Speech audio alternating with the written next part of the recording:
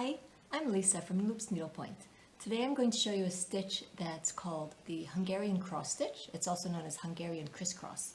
This is a great stitch that can be used in a lot of different ways. I particularly like it as a border stitch. It gives a nice woven, almost braided feel that's very elegant.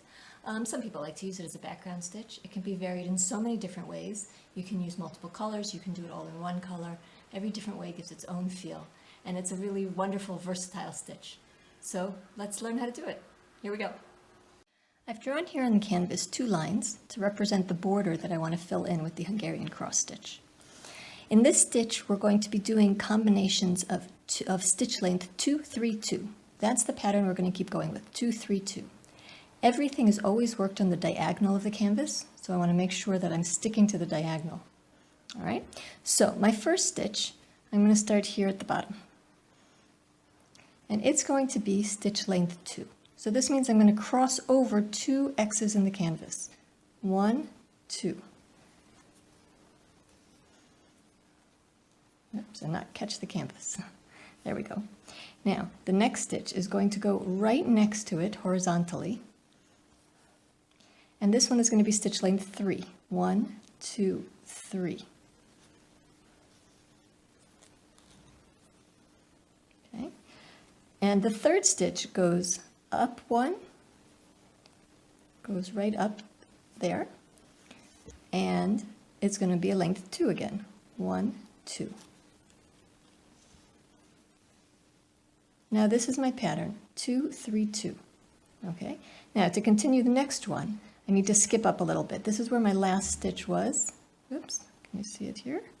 There. Now I'm going to skip up 3 holes. 1, 2, 3, and over 1. This is where my next one starts. Okay, again, 2, 3, 2. So this goes up 1, 2. I start the next one right next to it. And I go 3, 1, 2, 3. Whoops. Sticky fingers today. I go up 1. And this one's going to go in 2. And there we go. I have another one of my patterns, my 2, 3, 2. Okay. Now, again, let's do one more. From my previous last stitch, I go up 3. 1, 2, 3, and over 1. This is a 2 stitch, 1, 2. I go in next to my original stitch and go up 3, 1, 2, 3. I go up 1 over here, and I do 2 again. So that's it, repeating 2, 3, 2. Okay, now this could repeat all the way up the canvas. For right now I'm going to leave it, and we're going to add in the next color so we can see how that works. Now again, I could do this all in one color, but I'm also going to try to do it contrasty this way, both so that you can see it and see what a nice effect it gives. Now again, I'm going to do the same thing, 2, 3, 2, but angled in the opposite direction. And the starting 2 of my next one is going to actually overlap this longest stitch of the one before. So I'm going to use that to help me line up where to start. So I'm going to go here, just so that that longest stitch will be in the middle of my 2. 1, 2, I'm going to overlap that.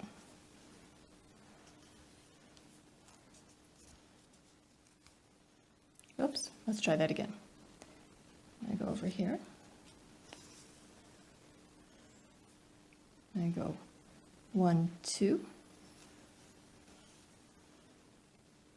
My next one goes right next to the start of the first stitch. This is going to be a 3, 1, 2, 3. It kind of tucks in under that the blue one that came before it. This next stitch goes directly down. 1, 2. Oops, and it looks like I caught my thread underneath, so hold on a moment. There we go.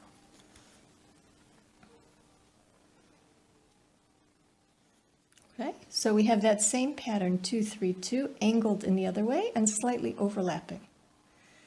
Now you can see I'm working this one down. I could work it up, it doesn't make any difference. I just started from down just to show you how it lines up.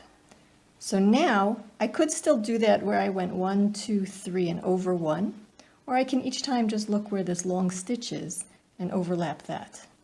So this is going to be my 2, 1, 2,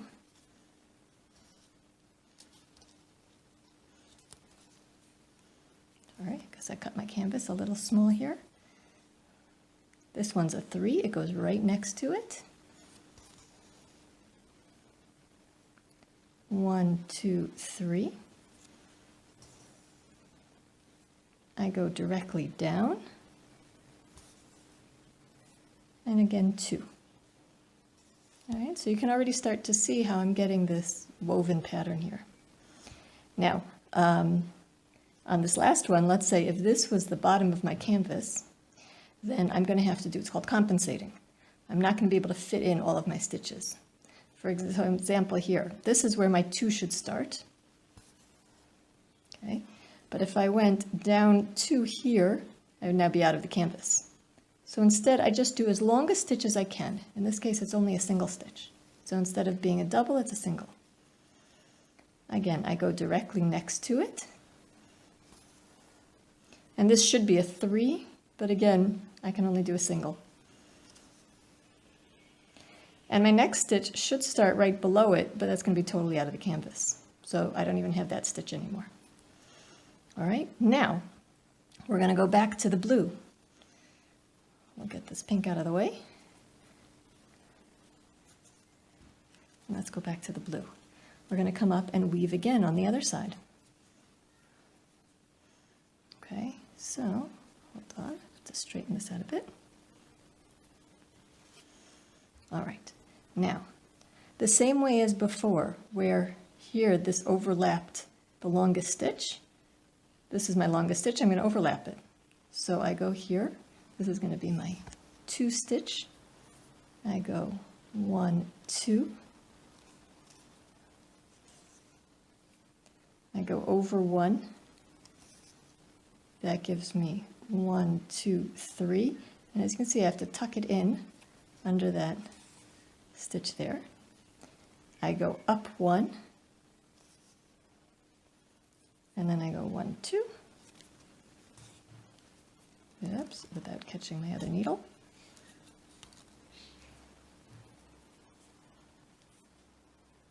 There you go. Now you can see this weave. Let's keep it going. Here I go. This is going to be my 2. We're overlapping this longest stitch. 1, 2. I go next to it to get 1, 2, 3 with a little tuck. I go up and 1, 2. All right, and we'll do one final one. Again, I'm going to position it so that I'm overlapping this longest stitch, 1, 2. Then I go next to it. I go 1, 2, 3. Up 1. And angled over 2, 1, 2. All right, great. Now, again, if this were wider, I would have another row of the pink going. But since it's not, I can't fit in a whole row of the pink. So again, I'm going to have to deal with compensating. Okay, let's start here. Ideally, I would want to overlap this piece here. I don't have the space for it though. So I'm going to do whatever I can do.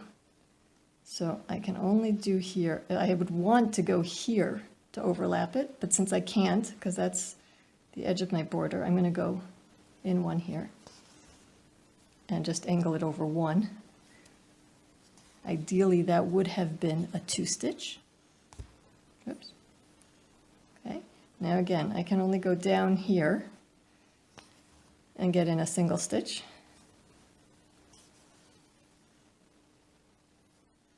And I can't even get in the next one. I'd have the same issue down here. Down here, so I can only get in one stitch here and one stitch here.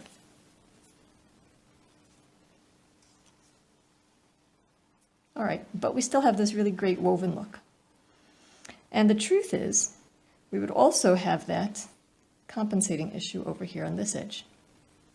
So for example, I would have wanted this short stitch to overlap a 3, right? Over here, they always overlap the longest stitch. So this should be a 3, but I can't. I can only put in a single.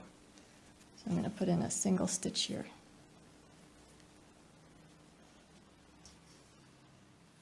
And next to it would be a double stitch.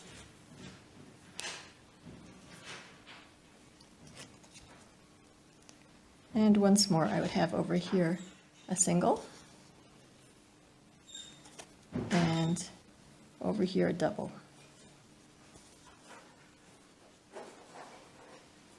Oh, I'm sorry, it's not actually a double, it only comes out as a single, because that's all I have space for. Okay? So that's how it looks with the compensating. Now, I have all these little spaces in between here open. So that's a great opportunity to put in another color. I often like to use a little bit of metallic to give it a little bit of a glint. So I have here some metallic. And you can do this two ways. You can either just put in a single stitch. It's just a single canvas cross that's left. Oops. So I could just put in a single stitch like this.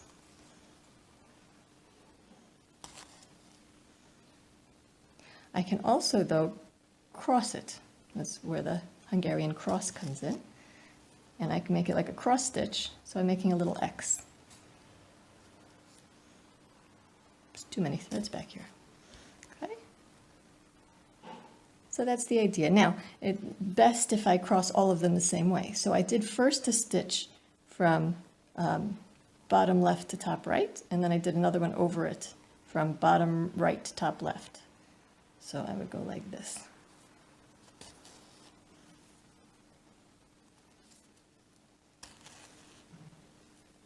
And then cross it again this way. And I do that for all these little areas where I need to fill it in.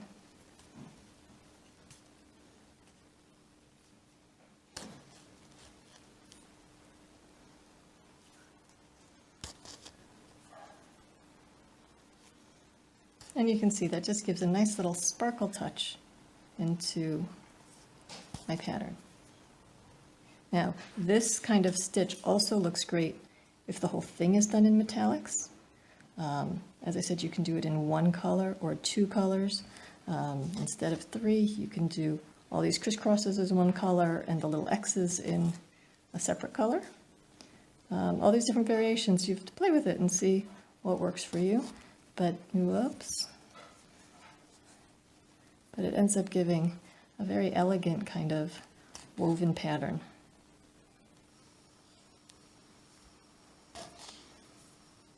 And I have just one more X over here to fill in.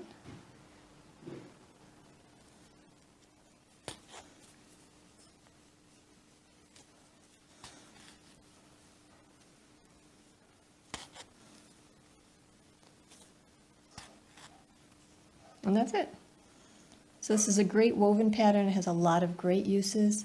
It gives a wonderful border. And I hope you enjoy doing it. If you have any questions, be in touch with me. There's a link to my site at the bottom of the video. Have fun. Happy stitching.